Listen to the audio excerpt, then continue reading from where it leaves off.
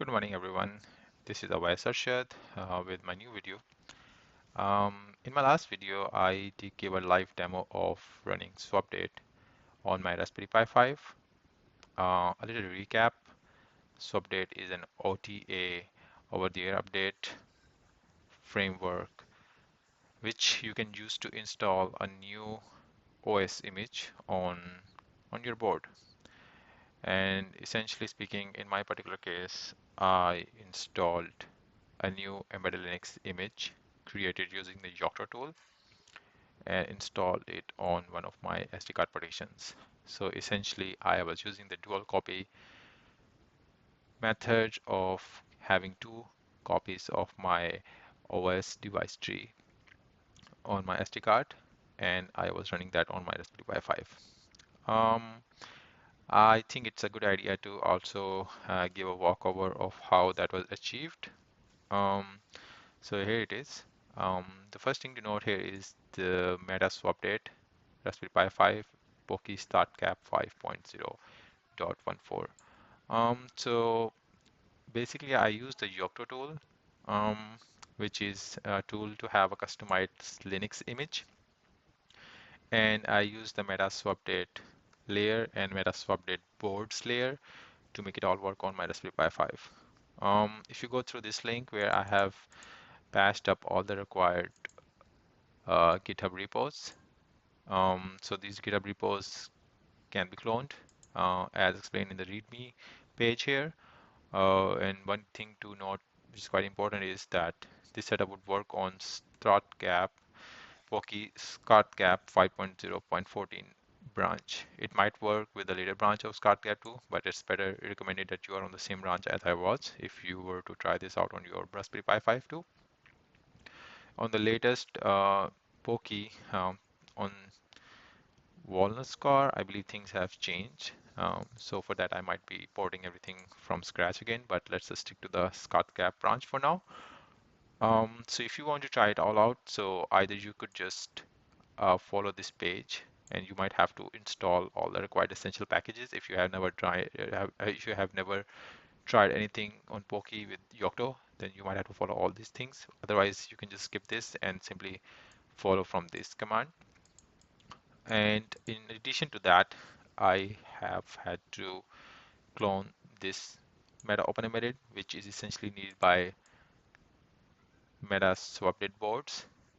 And if you want, you can also clone this. I would suggest you to do that because here in this layer, which I have created, I'm assigning static IP to my Raspberry Pi 5, and which just works fine for me. This is the meta-swupdate layer, and this is the meta Raspberry Pi layer on StartCap branch, and this branch, this meta LTS mixin is what we need to have the uboot version, which would work on Raspberry Pi 5. I'm assuming that whoever, I'm assuming that you are familiar with the Yocto and all the layer setup. If you're not, please feel free to have a comment, and I would have another video to explain the basics of Yocto if you don't have time to watch it yourself and do some research on it. If you are familiar with all these things, I would assume that you can easily understand the purpose of this instruction here, because you need to have your BB layer file be configured to include the additional layers for your Yocto BigPic. And I am using a multi-config feature of Yocto to do the BitBake for multiple different versions of Raspberry Pi 5, as I was trying it out on Raspberry Pi and Raspberry Pi 4 and Raspberry Pi 5. And having a multi-config essentially saves a lot of resources in terms of space and processing for my multi-configuration. This is one of the command you can use if you just want to follow this setup as is. And there is a basic SD card flashing script available in this repo as well, but you need to be careful because I did not put input for the exact device of SD card to flash the image. So you need to be careful about actually updating this or maybe modifying it to use the actual device. Otherwise, if you install it in your, let's say if you're running the VM machine, you might even corrupt your VM machine by installing the image itself on the VM. So quickly going through the most important part of the code base is essentially If you're interested in learning more about Yocto, there's a bit of Yocto gymnastics being done. So I would quickly go through the most important code changes, which is essentially is in this branch, which is my flavor of meta-swupdate boards, which I forked from Sababek, who is the author of the original swupdate. So I forked from his branch. I needed to make some changes to make it work on um, the Raspberry Pi 5. So this branch has all the changes. Um, so I'm gonna be real quick and give a walkthrough of the code changes needed to get this all work on my Raspberry Pi 5. Okay, so this commit has the changes, and you can see that this branch is 3 commits ahead of the master, and we're not gonna merge this on master. People who are interested in making this work on the Raspberry Pi 5, they can just clone it and just use it. So I'm assuming you understand the Yocto layer setup and how the folder hierarchy works. If you don't, then feel free to drop a comment, and I will be more than happy to explain how the bb append file works. But essentially speaking, on Raspberry Pi 5, you would want to integrate the swupdate, meta swupdate on your board. And in this file, in this code changes, I am essentially creating a WIG file, first of all, to create multiple partitions on my SD card. So this I took from the meta swupdate board fork branch, and we don't need this for our simple demonstration purpose. This just takes some more time during the flashing part of the SD card, so I just commented it out. But other than that, you pretty much need at least 3 partitions uh, for the dual copy to work. For example, first partition is the boot files, which has the stuff required for the bootloader. This could be one of your running partition, which is hosting the OS copy which is being running, and this is the separate partition which is required to store the dual copy on which you could just switch in case of a new OS image. So yeah, this is the swupdate where I am basically providing this meta swupdate base layer with the updated configuration as per requirements of my board RPI. So let's just go inside this file. So yeah, this how we actually provide the configurations to swupdate in terms of what we want swupdate to have and what we don't want swupdate to have. So it's not very complicated, it's straightforward things. You just need to know how one of these configurations are meant. For example, if you would want I just disabled some of the configurations which I don't need for my simple basic use case. For example, we are not using the third-party backend to for the fleet management or for rolling out different updates of the OS images. So we're not using any backend server. We just do the drop and drop from our local file system. So I just did not enable it. So you could just see that I disabled rather than moved it and put a comment here that it's not being set. And there are a bunch of configurations like this which you can just go and take around, look around. The most important thing here is if you would see this bb append file, and this bb append file is what's doing a bit of work here. And if you are familiar with the Yocto gymnastics, like when I say gymnastics, it just seems a little complicated in the first look, but it's not that complicated actually. So if you observe here, there is a recipe support, and then there's a folder inside which has um, swupdate folder, and that folder contains my bb append file. And similarly, this hierarchy, this folder again has another folder called swupdate, and that has a folder called RPI. And here you can see that I am basically making a generic architecture where I could add more boards in future. For example, STM32, MPC157, DK. So this would provide me a way to simply add a folder called, let's say, STM32, and that should have its own set of configurations. So in my BPMN file, I am basically indicating that this source file, you need to pick it from the RPI folder. And if it were meant for some other board, I would just use the overdrive of that board. So this is a little bit of overdrive being used here. In addition to that, we could just see that I'm also indicating to Yocto bitbake that pick up the files to installation from RPI folder. So here we are installing the swupdate argument, which is the arguments used for the swupdate web server being hosted inside. If you are not familiar with how the swupdate web server works inside, you can drop me a comment and I'll be more than happy to explain that too. So that's a little bit about the overdrives and how the overdrives are used here and how this BB append file actually works essentially. So let's move quickly to a little bit more about how other layers are being used. So there's a very important lib uboot.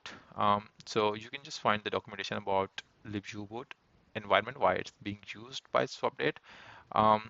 So that's something we use for our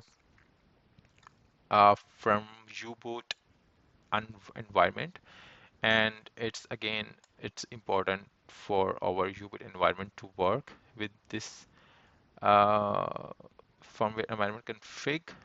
And in this folder, I'm not sure why it's not showing the RPI folder, which is supposed to be here, and I'm not sure why it's not showing in these changes. But if you clone the repo, you would find there is a RPI folder with the firmware environment config file, similar to how I have created the some swupdate RPI and the configuration files.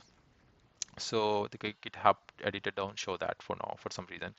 But it's a similar concept that this libuboot environment BP append file is having similar hierarchy in terms of using a RPI overdrive, which is basically a machine overdrive, and picking up the right configuration file for the firmware environment for our libuboot environment.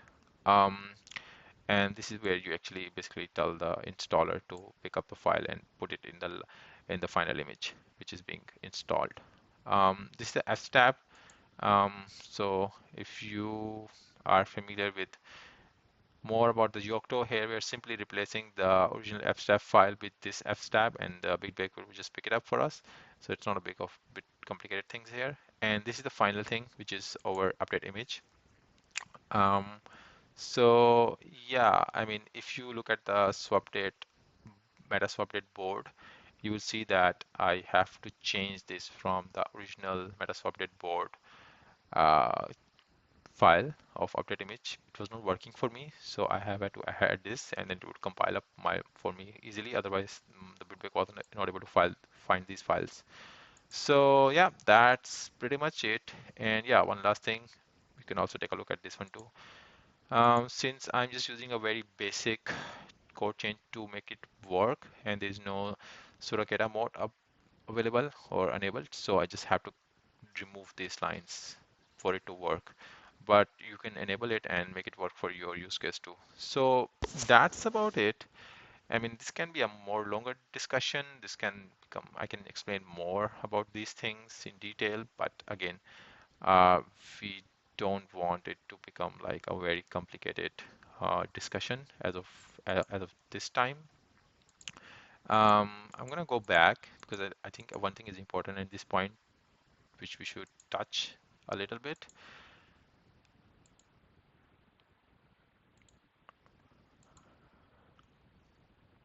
Um, we can just take a look at this branch.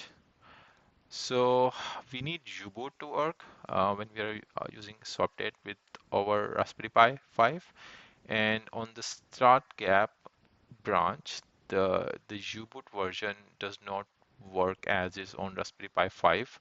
And the reason is explained here why it doesn't work. So we need to add this meta layer, and this includes the latest uboot changes. It patches them up with the uboot changes available on startgap, and then it would work on Raspberry Pi 5. So this is an important point. If you want to explore more about uboot, you feel free to understand it more. But the uboot script command script is being used inside meta-swupdate and Raspberry Pi 5. So you can just go take a look at meta-swupdate boards layer to see how the uboot is essentially being used in one of the dynamic layers here. You can see that the Raspberry Pi 5 layer, and then we have the exactly required U-boot changes for software to work with the Raspberry Pi 5, and I just had to add Raspberry Pi 5 in this, and that's how it would work on Raspberry Pi 5, and this is a boot command, and that's how you can add more here for you to, let's say, in case of boot up failure, you can add U-boot environment variable here for having a retries, or maybe in case of rescue image in RD, you can also have that feature enabled here too. But that was not the requirement for use case. But if you have a need for that kind of feature enable, let me know in the comments or inbox me on my LinkedIn, and I will be more than happy to get that done for you.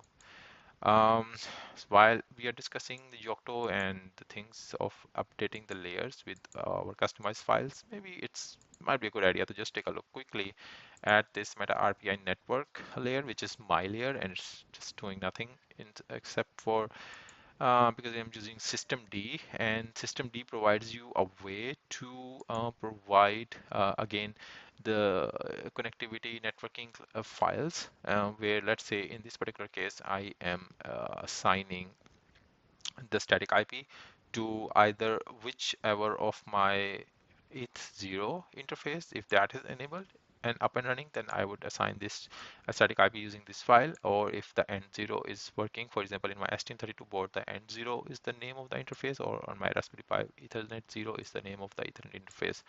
So I added both of these, and it would just provide the static IP files for these files. We can take a look at those files too. So let's say this is Ethernet 0, and it's a very straightforward file. You can just give an IP address, which is static here, and this address would be assigned to the board. So that's pretty much it in terms of walking through the code base. And I hope it gives a good heads up for you to get going. And if you want to understand more, feel free to comment. And if you have customization requirements, feel free to contact me, and I would be more than happy to help you with you in your requirements. Thank you very much. Have a good day. Bye bye.